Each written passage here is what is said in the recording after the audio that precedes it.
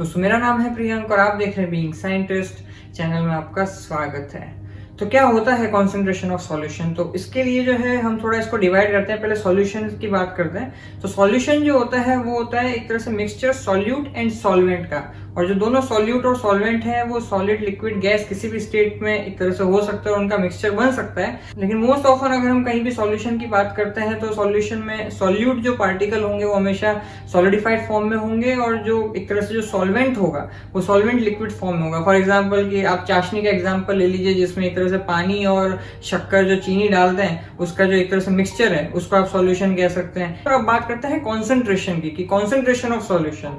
तो कॉन्सेंट्रेशन आप ऐसे समझ सकते हैं कि जैसे हम कहते हैं ना कहीं पे भी इन जनरल लैंग्वेज के अंदर कि आप अपना ध्यान हटा के एक जगह पे कॉन्सेंट्रेट करो, तो इसका मतलब आपका दुनिया में कहीं भी ध्यान था उन सब चीजों को हटाओ और एक जगह पे लेके आ जाओ। तो जब भी इसी तरीके से जब सॉल्यूशन के अंदर कभी भी सॉल्यूट पार्टिकल एक जगह पे एक तरह से बहुत ज्यादा आने लग जाएंगे, यानी उनका अमाउंट बढ़ने लग जाएगा, तो ऐसे केस के अंदर जो है हम कहेंगे कि सॉल्यूशन की कॉन्सेंट्रेशन इंक्रीज हो रही है। तो फॉर एग्जांपल अगर 1 लीटर वाटर था तो उसके अंदर 100 ग्राम अगर आपने चीनी डाल दी तो वो एक अगर कॉन्सेंट्रेशन है।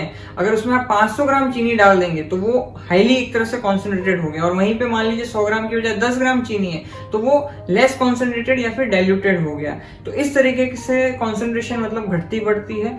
इसका अपोजिट आप ये भी कह सकते हैं कि मान लीजिए 100 ग्राम ही चीनी रही, यानी 100 ग्राम ही सॉल्यूट रहा, लेकिन वाटर जो है वो आपने 1 लीटर की बजाय 500 ml कर दिया, तो ये भी एक तरह से हाईली कॉन्सेंट्रेटेड सॉल्यूशन कहा जाएगा एज कंपेयर टू जो 1 लीटर का हमने जो वाटर लिया था।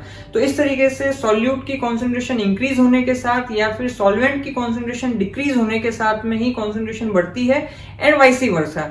तो इसी से मिलता जुलता आप फॉर्मूला भी एक तरह से जो बना सकते हैं या सोच सकते हैं कि concentration is directly proportional to the mass of the solute and inversely proportional to the volume of the solvent, या फिर ओवरऑल सॉल्यूशन आप कह सकते हैं। टेक्निकली जो है इसमें बहुत सारे हम अलग अलग लेवल पे, जैसे फॉर एग्जांपल मोलैरिटी है, मोलैलिटी है, लेकिन बेसिक लैंग्वेज में समझने के लिए आप इसको एक तरह से कॉन्सेंट्रेशन ऑफ सॉल्यूशन को इस तरह से समझ सकते हैं। तो आज के लिए इतना ही, फिर आपसे मुलाकात होगी।